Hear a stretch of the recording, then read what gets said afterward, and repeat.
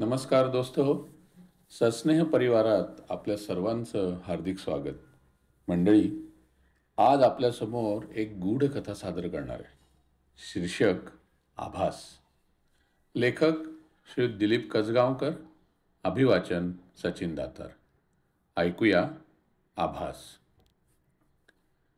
राजने साताऱ्यातल्या एका कंपनीची offer accept केली आणि फ्लॅटच्याच भाड्यात प्रशस्त बंगला भाड्याने मिळाल्याने तो आणि नेहा साताऱ्याला शिफ्ट व्हायला अगदी खुश होते. ते गेंडामाळ परिसरातल्या मेन रोडपासून थोडंसं आत, पण अतिशय शांत आणि हिरवागार सोसायटीत फक्त 3 बंगल्यांचं बांधकाम पूर्ण झालं होतं. बाकी 10-12 बंगल्यांचं बांधकाम अजून चालू होतं, अर्धवट स्थितीत होतं. शिफ्ट झाल्यावर पहिला दिवस सगळं सामान लावण्यातच गेला. मग संध्याकाळी भरपेट पोहे खाऊन, मसाला चहा पिऊन राज आणि नेहाच्या गप्पा रंगल्या होत्या. प्रत्येक विकेंडला जवळपासच्या निसर्गरम्य आणि ऐतिहासिक स्थळांना भेट द्यायचं, असं दोघांनी अगदी एकमताने ठरवलं. बाहेर भयाण शांतता, सुटलेला गार वारा. रात्रीचे आता 12 वाजले तरी पण झोप काही येत नव्हती. आणि तेवढ्यात दारावरची बेल वाजली. आता इतक्या रात्री कोण आलं असणार? राज, थांब जरा, मीही येते दार उघडायला, नेहा म्हणाली. दरवाजाजवळ आल्यावर त्याने विचारलं आतूनच, कोण आहे? मी रीना, तुमच्या समोरच्याच बंगल्यात राहते. जरा दार उघडता का? राजने दरवाजा उघडला तर समोर पांढरा शुभ्र स्लीवलेस टी शर्ट आणि त्याच कलरची हाफ पॅन्ट घातलेली, खांद्यावर विसावणारे मोकळे केस, गोरा वर्ण, मध्यम उंची अशी एक अतिशय आधुनिक तरुणी उभी होती. बोला, काय हवंय आपल्याला? नाही हो, माझी ना एक मैत्रीण ट्रेननी येणार आहे. अहो, ती 9 वाजता ट्रेन येणार होती, पण लेट झाली आहे. आता एक 12:30 वाजेपर्यंत सातारा रोडला म्हणजे आपल्या स्टेशनला पोहोचेल. आता बघा ना, इतक्या रात्री रिक्षा मिळणार नाही, म्हणून एक रिक्वेस्ट करायला आले. अ, तुमची कार द्याल का मला? तासाभरातच परत येईन मी. आणि हो, पेट्रोलचे पैसे देईन. नाही नाही, तशी काही आवश्यकता नाही हो. मी कार देतो, पैसे वगैरे काही घेणार नाही हां. बघा, आहे का मान्य तुम्हाला? मानेनेच होकार देत ती तरुणी गोड हसली. राजने तिला कारची चावी दिली तेव्हा नेहा म्हणाली, अरे राज, अरे केवढी रात्र झाली आहे. आज तर अमावस्या पण आहे. तिला एकटीला कसं जाऊ द्यायचं? तूही जा ना तिच्यासोबत. नेहाचा एवढा मोठेपणा आणि उदारपणा हा राजसाठी सुखद धक्काच होता. असो. राज रीनाबरोबर निघाला. रीना रस्ता दाखवत होती, कुठे वळायचं ते सांगत होती आणि त्याच वेळी तिची कॉमेंट्री चालू होती. हा राजवाडा. अरे हा कमानी हाऊस. हा आमचा पवई नाका. डीजी कॉलेज रे. हा LIC ऑफिस, इंडस्ट्रियल एरिया वगैरे वगैरे. नटराज मंदिर कुठे आहे? राजने विचारलं. पण रीनानं काही उत्तर दिलं नाही. बहुधा तिने ऐकलाच नसावा राजचा प्रश्न. रस्ता तसाच मोकळा होता, पण राज मात्र गाडी जरा हळूच चालवत होता. बाजूला सुंदर तरुणी बसली आहे म्हणून नव्हे, तर अहो त्याला रस्ता तसा अपरिचित ना. 12:30 वाजण्याच्या सुमारास ते स्टेशनला पोहोचले. रीना गाडीतून उतरली आणि म्हणाली, मी येते पटकन माझ्या मैत्रिणीला घेऊन. 2च मिनिटात ती एक मोठी बॅग असलेल्या एका पांढरी हाफ पॅन्ट, पांढरा स्लीवलेस टी शर्ट आणि लांब मोकळे केस असलेल्या एका सुंदर तरुणीला घेऊन आली. डिकी उघडून बॅग आत ठेवायला म्हणून राज खाली उतरणार, तर त्याआधीच त्या नाजूक तरुणीने बॅग अगदी सहजपणे डिकीत ठेवली होती. ही माझी मैत्रीण ज्युली. रीनाने त्या तरुणीची ओळख करून दिली. तुम्हा दोघींचे अगदी सारखे कपडे हे ठरवून की योगायोग म्हणायचा? राजने अगदी न राहून विचारलं. अरे आमच्या आवडीनिवडींना अगदी सारख्या आहेत. आम्ही नेहमीच असे पांढरे कपडे वापरतो. इथे रीना. राज, एक रिक्वेस्ट करू का पुन्हा? तू ना गाडी खूपच हळू चालवतेस. मी चालू का रिटर्नला? रीनाने विचारलं. ओ शुअर, राज म्हणाला आणि मग रीना स्टिअरिंग व्हील पकडून बसली. ती गाडी जरा फास्टच चालवत होती. तिने केलेले 2 ओव्हरटेक तर अगदी काळजात धडकी भरवणारे होते. इकडे त्यांच्या गप्पाही चालू होत्या. काय जुली, किती दिवस मुक्काम मग मैत्रिणीकडे? राजने विचारलं. "हं?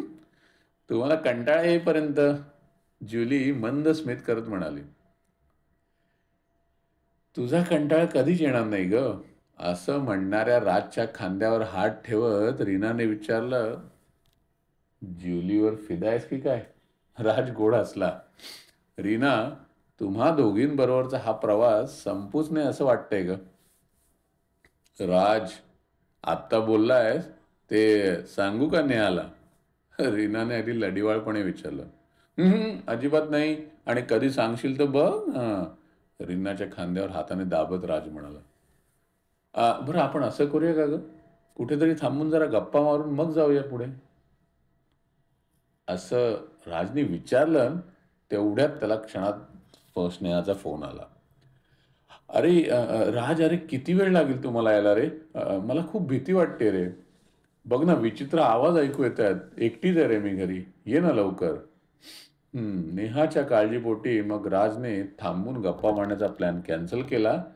राज, अरे नाराज नकोस, परत कधीतरी, असं म्हणताना रीनाला जरा ठसका लागला आणि राजने पुढे केलेल्या त्याच्या पांढऱ्या स्वच्छ रुमालावर लिपस्टिक लावलेल्या तिच्या नाजूक ओठांचे ठसे उमटले. नेहाने रुमाल पाहिला तर रीनाचं आपल्या घरी येणं कायमचंच बंद होईल म्हणून राजने रुमाल गाडीबाहेर टाकला. पण अगदी अनपेक्षितपणे तो परत आला, थेट रीनाच्या हातात. राज चकित झाला. ते पाहून रीना म्हणाली, माझे ओठ माझ्याकडेच आले. अरे बाहेर हवा आहे ना म्हणून. तुझी आठवण म्हणून रुमाल माझ्याकडेच ठेवते बघ. चालेल ना तुला?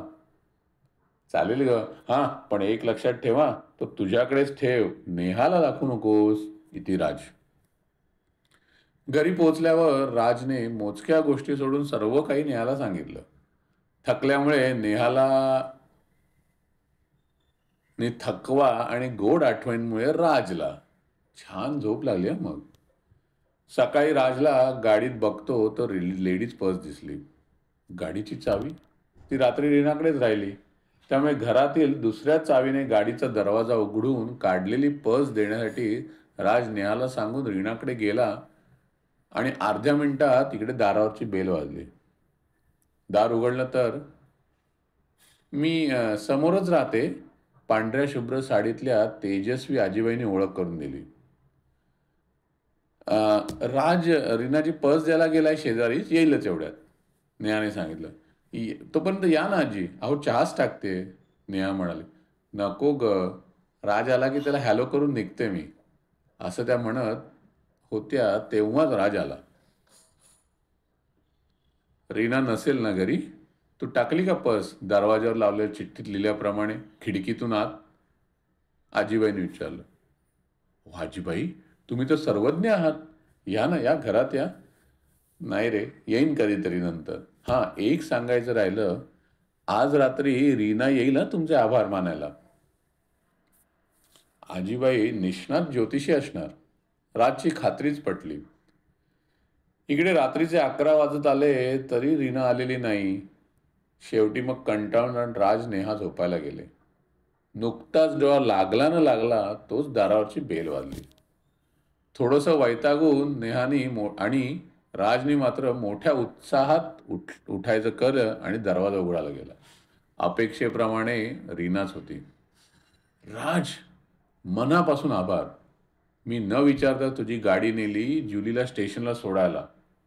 रीना, अगं मला सांगितलं असतंस तर मीही आलो असतो ना. नेहाही आली असती. हे पुढचं वाक्य अगदी प्रसंगावधान राखत राजने बायकोचं नाव जोडण्यासाठी केलेलं. रीना, ये ना, आत ये, असं म्हणणाऱ्या राजला नेहाला राग आला. एकतर झोपमोड झाली होती आणि आता रीना थांबली तर पुन्हा झोप येणार नाही. नको नको, हे रीनाकडून ऐकून बाय रीना असं म्हणत नेहा बेडरूममध्ये गेली सुद्धा. पांढऱ्या शुभ्र हाफ पॅन्ट आणि टी शर्टमधली रीना खूप छान दिसत होती. राजच्या खांद्यावर हात ठेवून रीना म्हणाली, "पाय राज, नेहा वाट बघत असेल. जात." रीनाचा हात पकडण्याचा राजने प्रयत्न केला, पण ती चपळाईने सटकली. इकडे नेहा केव्हाच निद्राधीन झाली होती आणि बराच प्रयत्न केल्यावर राजला झोप लागली. कोणीतरी 2-3दा बेल वाजवली. "राज, अरे बघ ना कोण आलंय ते," असं म्हणत नेहाने राजला उठवलं. राजने घाईघाईत दरवाजा उघडला. कदाचित रीनाच आली असेल तर, या विचाराने. तर बाहेर पांढरा शुभ्र हाफ बायांचा शर्ट आणि पायजमा घातलेला दूधवाला उभा. "साहेब, नवीन वाटतं. काय दूध घेणार ना? आणि किती वाजता द्यायचं हो दूध?" "1 लिटर दूध घेत जा आणि समोरच्या बंगल्यात देतात तेव्हाच देत जा." इथे राज. "साहेब, समोर?" "अहो, समोर तर कोणीच राहत नाही." "अहो, समोर आजीबाई राहतात आणि रीना त्यांच्या बाजूच्या बंगल्यात." "साहेब, मी द्यायचो दूध त्यांना 5 वर्षापूर्वी. गेली अनेक वर्ष दोन्ही बंगले रिकामे आहेत हो." "अहो दादा, मी भेटलोय त्यांना. कदाचित ते इथे राहतात हे माहीत नसेल तुम्हाला. का उगाच घाबरवताय मला?" "नाही हो साहेब, मी फक्त मला जे माहीत आहे ना ते सांगितलं. आपलेपणाने. पटत नसेल तर द्या हो सोडून." "बरं साहेब, मला ॲडव्हान्स द्याल का?" "हो, हो, देईन की."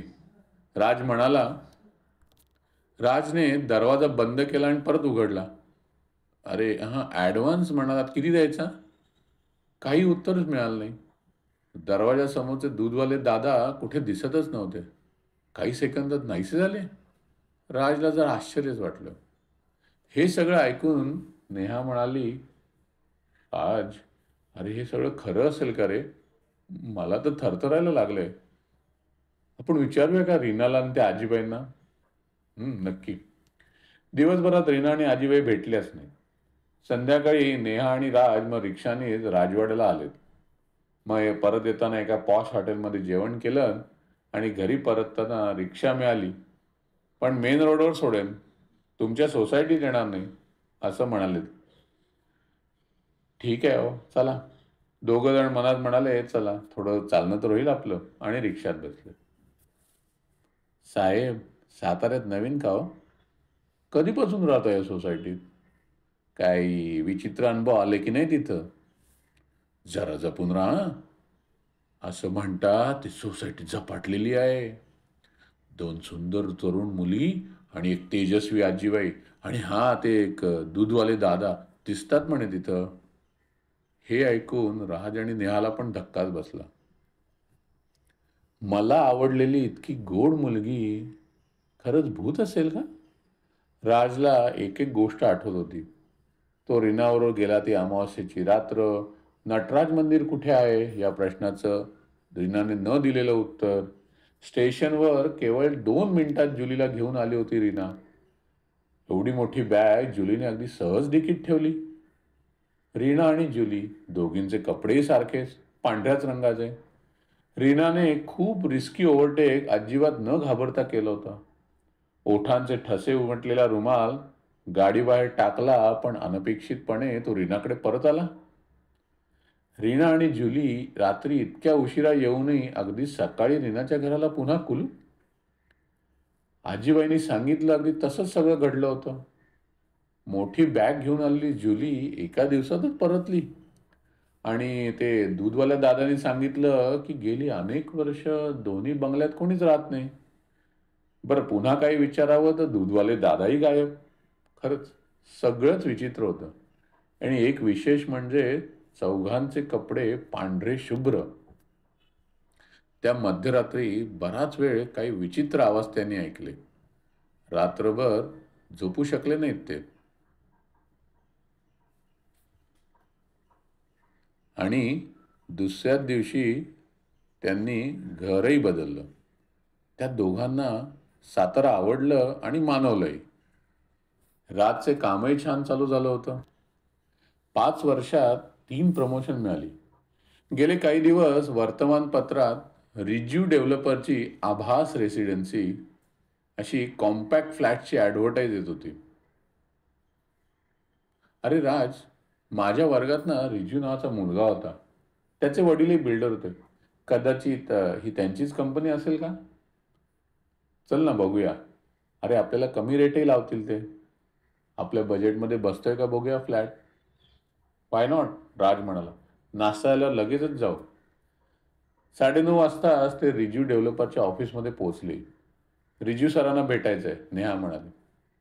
अहो इथे कोणी सर नाहीत, 2 मॅमच आहेत. आणि त्या भेटत नाहीत, फक्त फोनवर अवेलेबल असतात. रिज्यू हे कोणाचं नाव नाही, 2 नावांचं कॉम्बिनेशन आहे.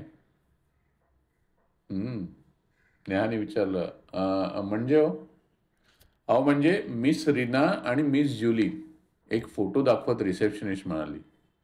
तो फोटो पाहून राज आणि नेहाच्या मनात आलं, रीना आणि जुली यांनी बहुतेक भुताटकीचा आभास निर्माण करून अतिशय शांत आणि हिरवाईने नटलेली जागा स्वस्तात हडप करून महागड्या घरांचा प्रकल्प सुरू केलेला दिसतोय. रीनाने दाखवलेली जवळीक हे सत्य होतं की आभास, हे मात्र राजला समजत नव्हतं. आणि या विषयावर नेहाशी बोलणंही शक्य नव्हतं. ते काही क्षण सत्य नसले आणि आभास जरी असले तरी राजला ते हवे हवेसे मात्र नक्की होते. काय मंडळी, कसा वाटला क्लायमॅक्स? आणि हो, ही कथा देखील आवडली असेल ना? बरं, आजची आपली कथा आपलं सस्नेह चॅनल लाईक करा, शेअर करा आणि सबस्क्राईबसुद्धा करा. धन्यवाद.